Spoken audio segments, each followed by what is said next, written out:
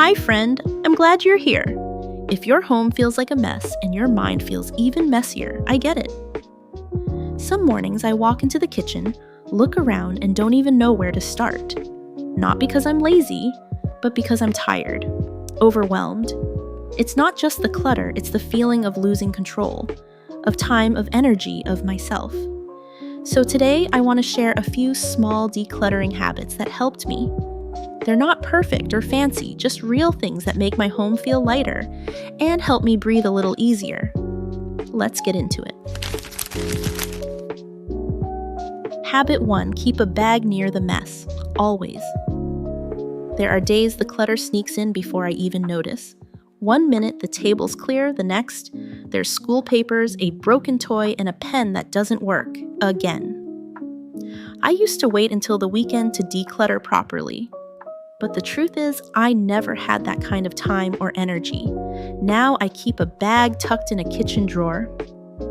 Every time I see something I know I don't need, a chipped mug, old takeout menu, socks with no match, I drop it in. No second guessing, no ceremony.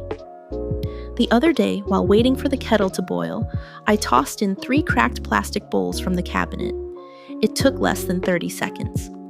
And later that week, I brought the full bag straight to the car. Done. This one small habit means I'm always moving things out instead of letting them pile up. And once you feel that little space open up, you'll want to keep going. Actually, tomorrow I'll be sharing a few more of these tiny, everyday shifts, the kind that take almost no time but slowly change everything. You might want to catch that one, it could really help. And while we're here, let me show you another habit that's helped me more than I ever expected. Next up, habit 2. And honestly, this one surprised me. I used to wait until I felt better to start cleaning. Like, let me get through this mood first, then I'll tackle the mess. But one day, I was feeling anxious about something, can't even remember what now. And instead of sitting there spiraling, I stood up and wiped down the bathroom sink. Nothing fancy, just grabbed a rag and did something. And you know what? That 5 minutes of movement helped me feel just a little more clear, more in control. So now when I feel that tight, restless feeling in my chest, I clean something. Not the whole house, just one small area, the kitchen counter, the hallway shoes.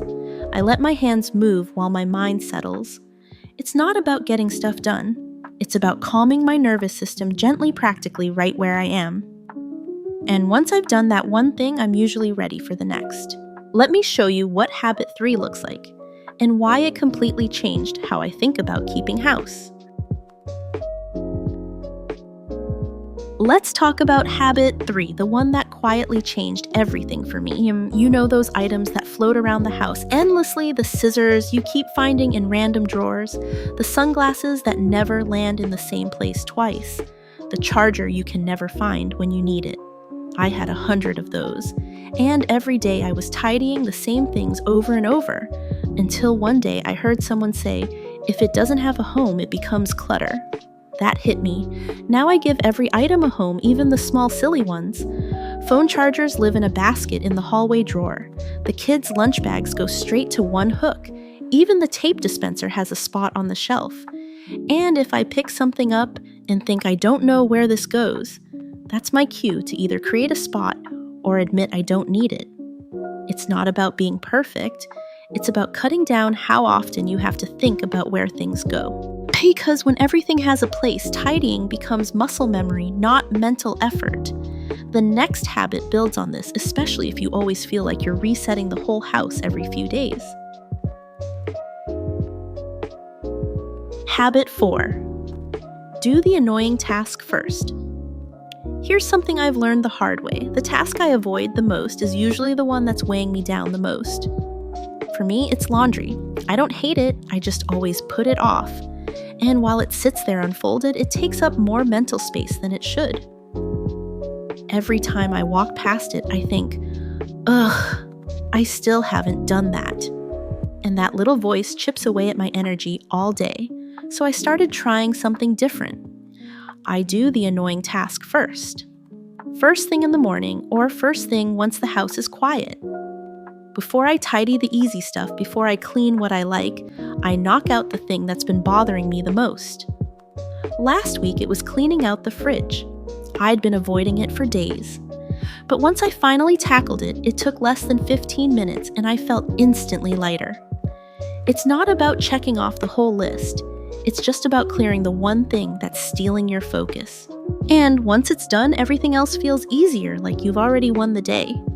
The next habit is what helps me not get stuck staring at the mess, wondering where to start. All right, we're at habit 5, and this one has saved me more times than I can count. After I've handled the task I've been avoiding, there's usually still a lot left to do. And honestly, I often feel stuck, like I don't even know where to begin. That's when I've learned to stop thinking and just start moving. I don't make a list, I don't plan, I just pick one thing, fold the blanket, wipe the counter, throw something away. And once my hands are moving, my mind starts to follow. The other day, I walked into the living room and it was a mess. I stood there, frozen. So I bent down and picked up just one shoe, then the other, then the throw pillows. 5 minutes later, the whole space looked better and I hadn't even thought my way through it. There's something powerful about starting without needing a full plan. When your mind feels overwhelmed, let your body lead. One action leads to another. And soon you're in motion again without the pressure to do it all. The next habit is the one that changed how I handle the end of every day, especially when I'm too tired to care. Let me share habit 6, something that felt small at first but changed how I start every day. I used to go to bed telling myself I'll deal with it in the morning. But waking up to a cluttered kitchen, yesterday's dishes, and shoes everywhere, it made my mornings feel heavier before they even began. So I started doing a tiny nighttime reset. Not a big clean, just 10 minutes, clear the counters, toss any trash, straighten the pillows, start the dishwasher if needed. Some nights I only have the energy to wipe the table and prep coffee for the morning, and that alone makes a difference. Because when I wake up and see a space that feels cared for, yet I feel cared for too. It's not about being perfect, it's about choosing ease for tomorrow while you still can tonight. Just a little order at night creates a lot more calm in the morning. And if mornings are still where things fall apart, habit 7 might help reset the tone.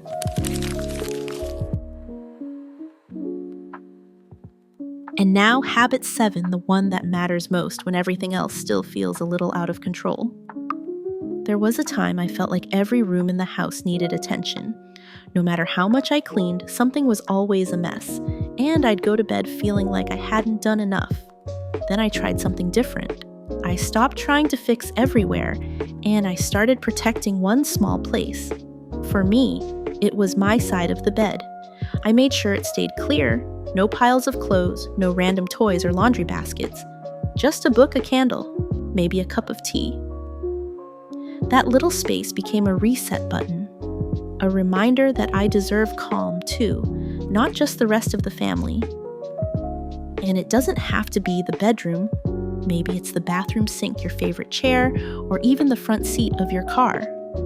One peaceful spot can ground you even when the rest of the house is still in progress. And honestly, that's what this is all about, not perfection. Just small, steady shifts that make your home feel like it's on your side again.